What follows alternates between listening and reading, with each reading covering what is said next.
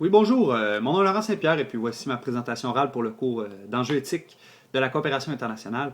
Alors, premièrement, je vais commencer par mettre en contexte la situation dans laquelle j'ai dû faire face à un dilemme éthique. Donc, il y a de ça quelques années, je travaillais dans un camp de vacances et puis, j'étais en charge d'un groupe de moniteurs qui, eux, s'occupaient des jeunes adolescents, 13 à 17 ans. Et puis, ce qui est particulier d'un camp de vacances, c'est que les moniteurs sont constamment en charge des enfants. Donc, du lever le matin jusqu'au coucher le soir. Et même pendant la nuit, on demande aux moniteurs de dormir sur le même étage là, que les jeunes, dans le même dortoir. Tout simplement parce que n'importe quelle situation peut se présenter à n'importe quel moment de la journée ou de la nuit. Et puis, on demande aux moniteurs d'être présents là, pour agir vraiment dans l'intérêt des jeunes et de la façon la plus appropriée possible, évidemment. Et puis, ce qui m'amène vraiment évidemment, à vous informer qu'à ce moment-ci, on avait une politique de tolérance zéro en ce qui a trait à la consommation d'alcool ou, bon, évidemment, de psychotropes, puisque, évidemment, on voulait vraiment que les moniteurs soient constamment au maximum de leur capacité pour être en mesure de réagir efficacement si quoi que ce soit arrivait. Et puis ça m'amène à la situation où bien un soir, je fais ma tournée et puis je rencontre mes moniteurs tout simplement pour faire le constat de la journée et m'assurer que tout s'est bien passé. Et puis, au moment où je rencontre l'un des moniteurs, pour les besoins de l'histoire, on l'appellera Maxime, euh, je réalise vraiment, je dirais presque hors de tout doute, que Maxime était vraiment sous l'influence de la marijuana. Donc, selon toute vraisemblance, là, Maxime était allé, fumer un joint à un moment de la soirée. Ce qui fait qu'au moment où je l'ai rencontré, vraiment, ça m'a frappé. Et puis, pour moi, c'était assez clair. Donc, à ce moment-là, j'ai dû vraiment prendre une décision, à savoir, est-ce que j'applique la politique de tolérance zéro, qui impliquait, un renvoi immédiat là, dans les plus brefs délais, ou est-ce que, je fermais les yeux, si on veut, sur son geste, son action, je passais l'éponge. Pour utiliser un peu la terminologie de M. Kidder, je dirais que je faisais face à un paradigme de justice versus la clémence. Donc, je pense que ces deux valeurs-là fondamentales s'opposaient dans cette situation-là. Pour analyser ça avec les trois aspects qui ont été vus au fil des lectures, je commencerai premièrement peut-être par l'éthique des conséquences. Donc, si j'analyse cette situation-là selon l'éthique des conséquences, évidemment, pour moi, d'un côté, renvoyer un moniteur sur le champ, ça pose des conséquences qui peuvent être assez négatives pour les jeunes le lendemain matin, vous vous en douterez bien. Donc, c'est un moniteur qui était quand même apprécié par les jeunes. Donc, si les jeunes se réveillent le lendemain matin, leur moniteur n'est plus là. On n'a pas évidemment pas d'explication à leur fournir, ou du moins l'explication qu'on leur fournit est assez loin de la vérité parce qu'on ne peut pas vraiment leur expliquer la situation réelle de pourquoi Maxime a été renvoyé. Donc, je pense que ça peut porter préjudice aux jeunes énormément.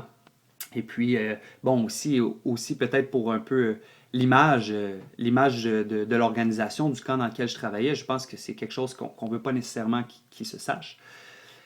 Et puis d'un autre côté, de passer l'éponge, fermer les yeux, je pense peut avoir des conséquences évidemment aussi néfastes pour les jeunes, puisque imaginons que ce comportement-là puisse se répéter, et puis de façon croissante.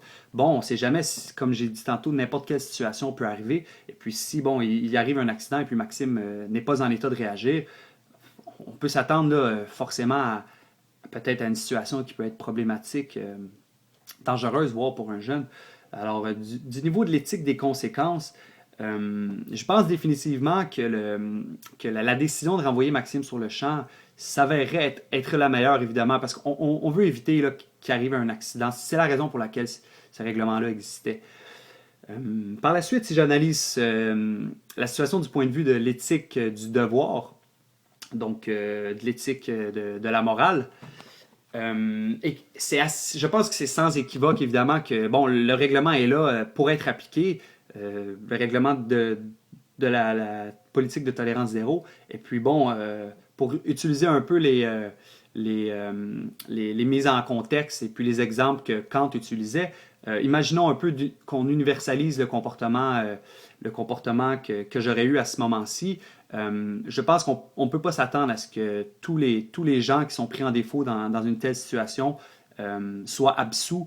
Je pense que ça ne ferait pas beaucoup de sens, puis ça pourrait créer vraiment des préjudices, ça pourrait mettre vraiment beaucoup d'organisations dans le trouble. Donc, on ne peut pas s'attendre des gens qui sont en charge de personnel qui négligent vraiment la sécurité des gens, et dans ce cas-ci des jeunes.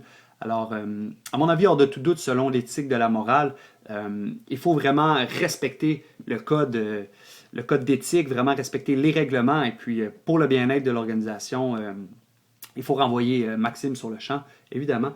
Et puis finalement, selon l'éthique de la vertu, ou bien l'éthique axée sur les sentiments, bon, si on utilise le principe de réversibilité qui dit, bon, d'agir envers les gens de la même façon qu'on aimerait qu'ils agissent envers nous, bon, je dirais qu'à ce moment-ci, là, la bonne décision serait de passer l'éponge, vous savez, de donner une seconde chance à Maxime, puisque, bon, vous savez, tout le monde fait des erreurs dans la vie, et puis, bon, plusieurs raisons peuvent être à l'origine de pourquoi est-ce que Maxime a agi de cette façon-là.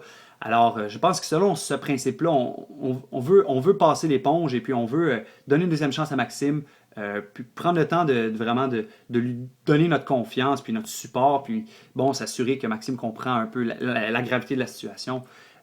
Bon, et puis de s'assurer évidemment que ça ne se reproduira plus.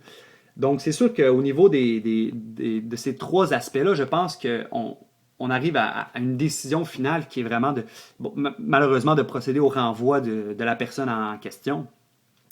Et puis, c'est maintenant le moment d'en arriver à ce que moi j'ai fait.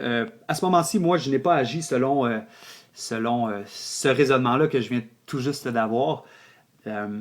J'ai passé l'éponge, donc tout simplement, peut-être que j'ai eu, bon, de la pitié pour Maxime, ou du moins, j'étais habité par cette vertu-là, cette valeur fondamentale-là qui est la clémence.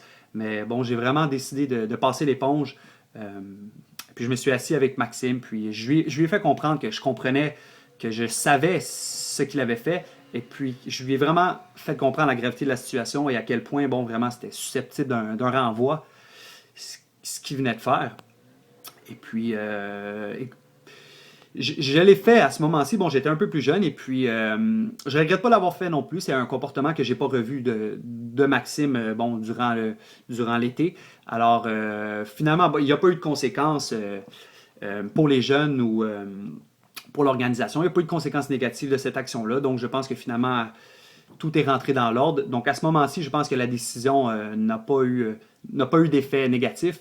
Mais maintenant, si je reviendrai en arrière avec vraiment ce raisonnement-là que je viens d'avoir en m'appuyant sur les notions du cours, je pense qu'il aurait fallu, oui, que je procède au renvoi sur le champ de mon moniteur. Alors bon, voilà, c'était ma présentation orale. J'espère que vous avez apprécié. Alors, merci et bonne journée.